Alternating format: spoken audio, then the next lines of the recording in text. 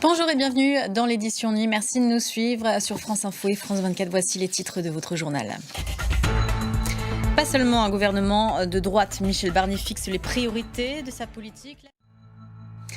Ouvert au débat, rassembleur, le nouveau Premier ministre s'est exprimé ce vendredi. Il était l'invité du journal de TF1. Michel Barnier a voulu préciser sa ligne politique et a indiqué vouloir maîtriser les flux migratoires. Et maintenant se pose la question de l'équipe gouvernementale autour de Michel Barnier, homme de droite. Il va falloir qu'il ouvre son gouvernement pour résister à des possibles censures parlementaires. Le Premier ministre n'exclut pas non plus de reconduire des ministres sortants de la majorité d'Emmanuel Macron qui pourraient rempiler éléments de réponse avec Julien Henny. Dans le reste de l'actualité internationale, en Cisjordanie occupée, l'armée israélienne a causé la mort d'une militante américano-turque, Aysenur Ezgiegi, âgée de 26 ans. Le tir est reconnu par Israël. Washington déplore une mort tragique. Volodymyr Zelensky est en Italie où il va assister au Forum économique de Tchernobyl. Il devrait s'entretenir avec Giorgia Meloni.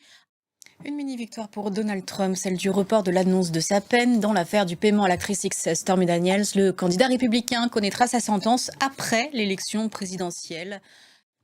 Pavel Durov sort du silence. Le dirigeant de Telegram est très dur envers l'approche française et européenne qui a provoqué son arrestation et serait contre-productive car bridant l'innovation. Actualité africaine et un drame au Kenya, un incendie qui a ravagé la nuit dernière le dortoir d'une école primaire du comté de Nyeri. Le bilan est terrible, au moins 17 enfants ont péri et 70 autres sont portés disparus, ont annoncé les autorités kenyanes. On voit ça avec Étienne Papono.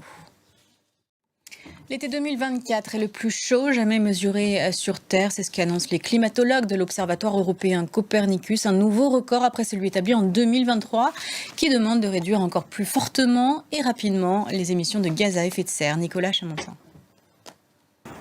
En France, la Fondation Abbé Pierre décide d'un changement de nom en cause des nouvelles accusations concernant l'abbé. 17 nouveaux témoignages évoquant des abus sexuels qu'aurait commis le religieux. Et toute autre chose, on parle de cinéma alors que va se terminer la Mostra de Venise, direction Deauville, pas forcément sous le soleil, mais en tout cas sous les projecteurs du Festival du film américain. Les stars se retrouvent sur les planches. C'était le début ce vendredi soir de cette 50e édition. Un invité d'honneur, Michael Douglas, l'acteur doublement oscarisé, est toujours resté fidèle au Festival de Deauville avec qui il entretient une relation de longue date, comme nous le racontent Nina Masson et Jennifer Benbrahim. Et prochaine édition dans 15 minutes.